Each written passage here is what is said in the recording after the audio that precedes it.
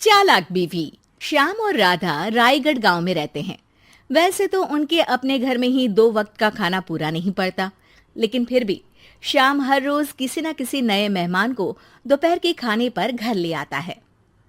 एक दिन राधा कहती है, ये क्या है जी, जब आपको पता है कि हमारे पास अपना पेट भरने तक का खाना पूरा नहीं होता, फिर क्यों रोज किसी न किसी नए मेहमान को घर लेकर आ जाते हो?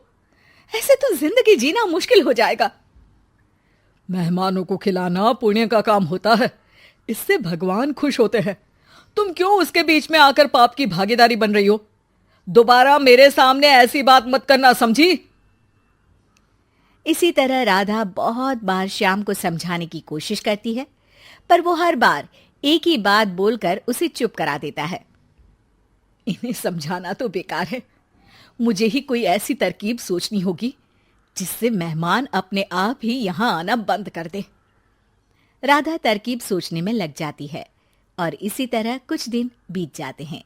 एक सुबह श्याम बिना कुछ बताए जल्दी घर से निकल जाता है और राधा अपने काम में लग जाती है।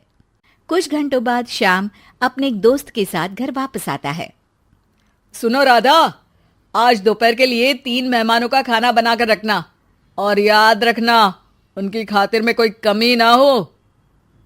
श्याम की बात पर राधा हैरानी से उसकी तरफ देखने लगती है, लेकिन दोस्त के साथ होने की वजह से कुछ बोल नहीं पाती। घर में तो ठीक तरह से 2 लोगों के खाने लायक तक दाल चावल नहीं है, और इन्हें मेहमान बुलाने हैं। बस अपना अपना बोलते हैं, दूसरे की तो कभी सुननी ही नहीं है। क्या करूं मैं?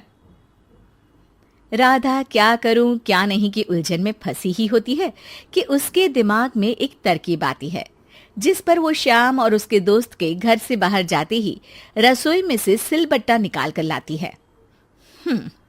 अब मुझे मेरे ये साथी ही इस मुश्किल से बाहर निकालेंगे।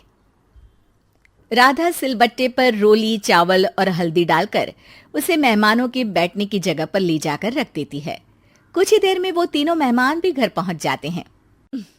आइए जी, पधारिए, हमें आपका ही इंतजार था। जी शुक्रिया। श्याम भाई कहाँ हैं? वो ना बस आते ही होंगे, तब तक आप बैठिए ना। जैसे ही वो तीनों अपनी जगह पर बैठते हैं तो सामने पूजा किए सिलबट्टे को रखा देख असमंजस में पड़ जाते हैं। और बहन, ये सिलबट्टे की पूजा कर इसे यहाँ क्यों रखा है? क्या ये आपके यहाँ का कोई रिवाज है? अरे नहीं नहीं, वो तो मेरे पति की मन्नत है, इसलिए पूजा की है। हैं? सिलबट्टे पर कैसी मन्नत? मेरे पति ने मन्नत ली है कि वो अपने मेहमानों को खाना परोसने से पहले इस सिलबट्टे से 3 बार उनके सिर पर मारेंगे। राधा की ये बात सुन तीनों मेहमानों के चेहरों की हवाइयां उड़ जाती है, जिसे देख राधा मन ही मन हंसती हुई उन्हें दिलासा देते हुए कहती है, अरे आप लोग फिक्र मत कीजिए, ज्यादा तेज नहीं मारेंगे, बस 3 बार जरा सी थपकी। और ये सुनते ही तीनों मेहमान डर से कांपते हुए तुरंत अपनी जगह से उठ खड़े होते हैं। अरे अरे, आप सब उठ क्यों गए? मेरे पति बस आते ही होंगे, फिर सब साथ में खाना खाइएगा। अरे जी नहीं, हमें कुछ नहीं खाना। ये कहकर तीनों मेहमान बिना एक पल की और देरी किए घर से बाहर भाग जाते हैं, जिन्हें जाते हुए घर के अंदर आता श्याम देख लेता है। अरे वाह राधा, उन तीनों मेहमानों ने तो बड़ी जल्दी खाना खा लिया। नहीं ना, बिना खाए ही चले गए। अरे वो क्यों? क्योंकि वो खाने से पहले मुझसे ये सिलबट्टा मांग रहे थे, तो मैंने बोल दिया कि मेरी माँ ने दिया है, मैं नहीं दे सकती। बस फिर वैसे ही चले गए। राधा की बात सुन श्याम गुस्से से लाल होकर उस पर चिल्लाने लगता है। तुम पागल हो क्या? मेहमान को नाराज कर दिया। मेहमान जो मांगे उन्हें वो देना हमारा फर्ज है।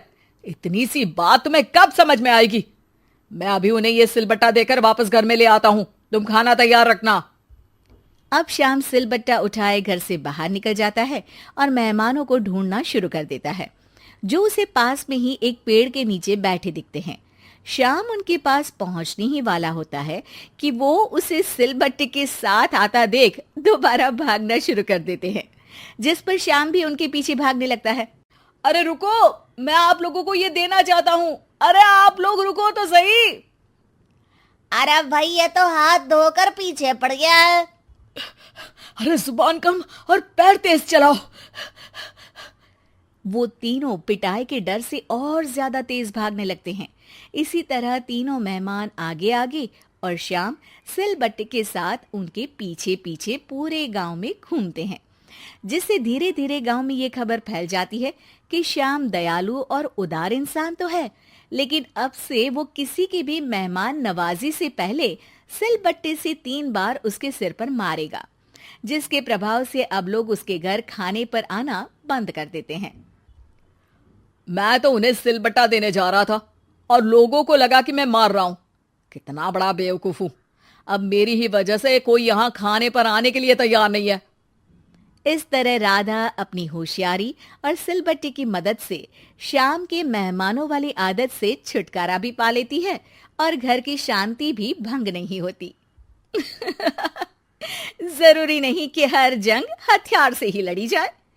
कुछ के लिए सिर्फ दिमागी चाल ही काफी होती है, और अगर शांति के साथ अच्छे से दिमाग लगाकर सोचा जाए तो मुश्किल से मुश्किल समस्या का समाधान मिल ही जाता है।